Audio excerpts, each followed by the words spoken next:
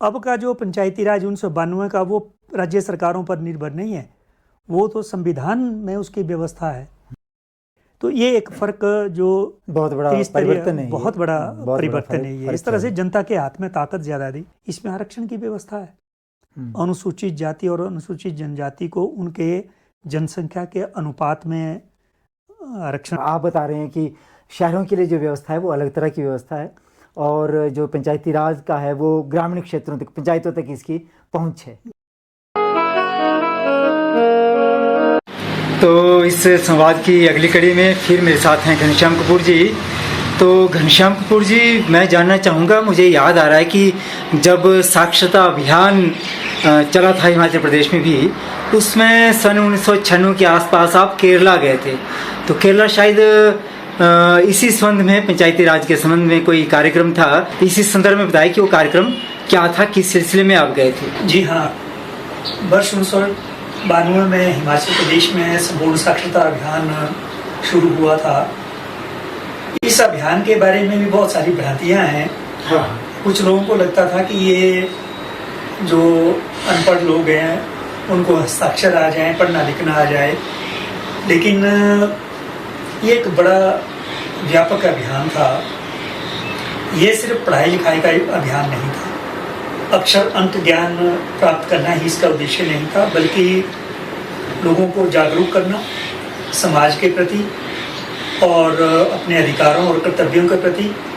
और मैं कहूँगा कि असल में निरक्षर लोग कौन थे, वो कमज़ोर वर्ग ही था ज़्यादा, तो उनको सशक्त करना इस अभियान का मुख्य उद्देश्य था। और इसी संदर्भ में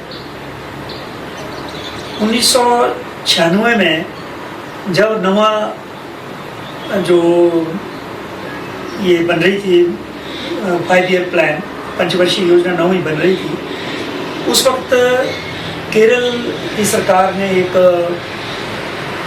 बड़ा अलग से एक फैसला लिया। देखिए, आप सामान्य तौर पर जो प्लानिंग होती है, योजनाएं बनती है, वो केंद्रीकृत होती हैं। नौकरशाह जो ब्यूरोक्रेसी है वो सेंट्रली इसको नियोजन करते हैं और उस तरह से वो नीचे तक पैसा देते हैं, इस तरह से काम करते हैं।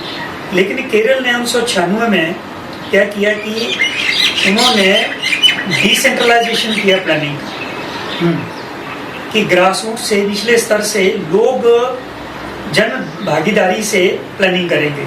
तो उसके लिए हिमाचल से 5 सदस्यों का एक डेलीगेशन गया था, प्रतिनिधिमंडल, तो हिमाचल ज्ञान समिति ने भेजा था और उसमें मैं भी था। उसमें एक जिला परिषद के सदस्य थे चुने हुए, एक पंचायत के प्रधान थे और एक कर्मचारी ही थे, वो डेपुटेशन पे थे साक्षरता में।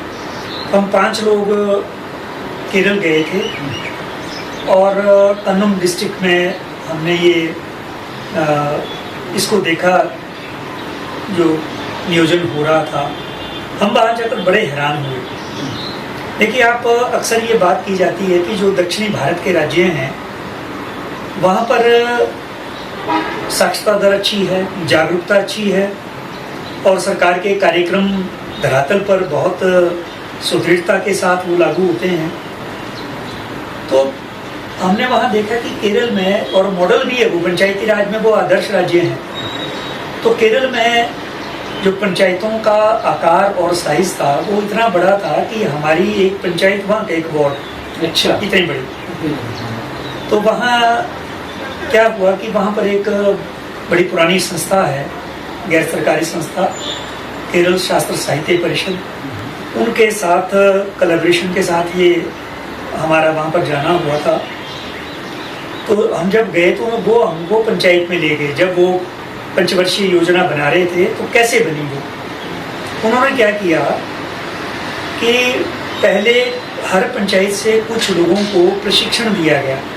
अच्छा, उसमें कुछ स्वयंसेवी संस्थाएं थी, पंचायत के प्रतिनिधि थे, उनको प्रशिक्षण दिया गया कि प्लानिंग कैसे होती है और लोगों की जो आवश्यकताएं हैं वो प्लानिंग में कैसे उनको समावेश किया जा सकता है।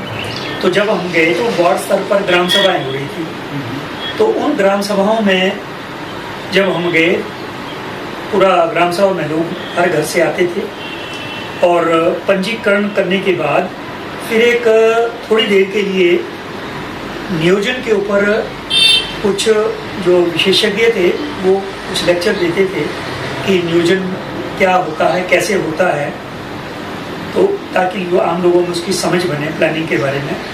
और हमें भी मौका मिला, हम हिमाचल से गए थे तो वो हम भी वहाँ पर अपनी बात रखते थे हमारे प्रदेश की, और कि हम यहाँ आए हैं तो क्या सीखने आए हैं।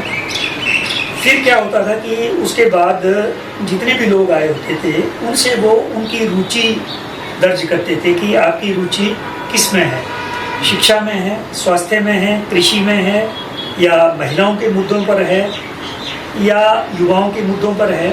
तो वो अपनी एरिया ऑफ इंटरेस्ट, उनका जो रुचि का जो क्षेत्र है वो दर्ज करते थे। फिर वो वहाँ ग्रुप बना देते थे कि जिसका जो रुचि का जो ग्रुप है उसमें वो बैठते थे और अपने वार्ड में, मान लीजिए अगर वो शिक्षा का ग्रुप है तो वो शिक्षा के बारे में आपस में चर्चा करेंगे कि हमारे स्कूल है या नहीं है, उसकी क्या कमियां हैं, क्या होना चाहिए। वैसे ही कृषि को लेकर, सिंचाई को लेकर, पीने के पानी को लेकर या वानिकी को लेकर, महिलाओं के मुद्दे पर अलग अलग ग्रुप में चर्चा होकर फिर वहाँ पर उन ग्रुप्स के बीच में वो जो प्रशिक्षित लोग थे वो उनके जो पॉइंट्स थे वो नोट करते थे और बाद में वो वार्ड का एक तरह से वो सारा प्लानिंग क्या क्या करना है इन क्षेत्र में, वो लोगों की जो राय होती थी उसको वो उसका संकलन करते थे।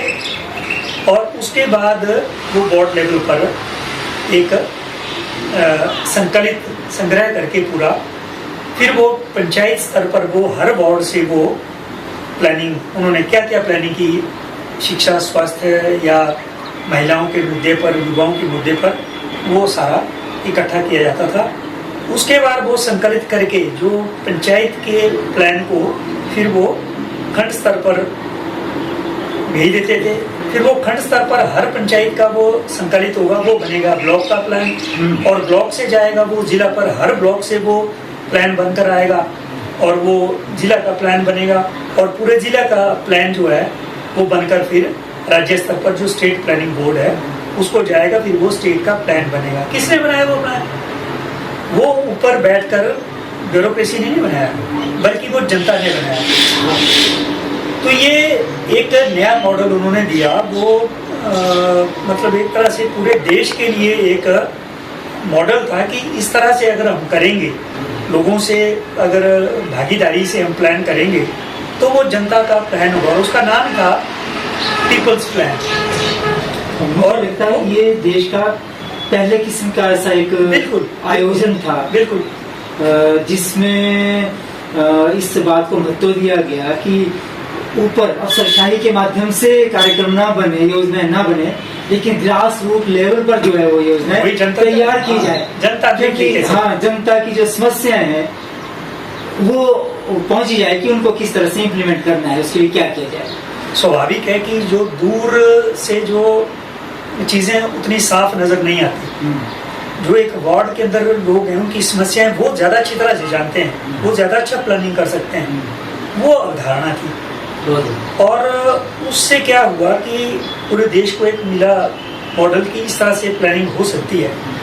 और हम हैरान थे उस वक्त कि उसमें उन्होंने 35 से 40% जो प्लान का बजट था उसको डिसेंट्रलाइज किया, डायरेक्ट पंचायतों को। उस वक्त 1996 में, आज से 30 साल पहले, करोड़ों के बजट पंचायत को डायरेक्ट प्रत्यक्ष रूप से दिए गए। और हमने कुछ पंचायतों का दौरा किया और वो आप देखेंगे, कुछ आप दिखा सकते हैं, ये फोटोग्राफ्स है मेरे पास है, वो आप दिखा सकते हैं कि कैसे।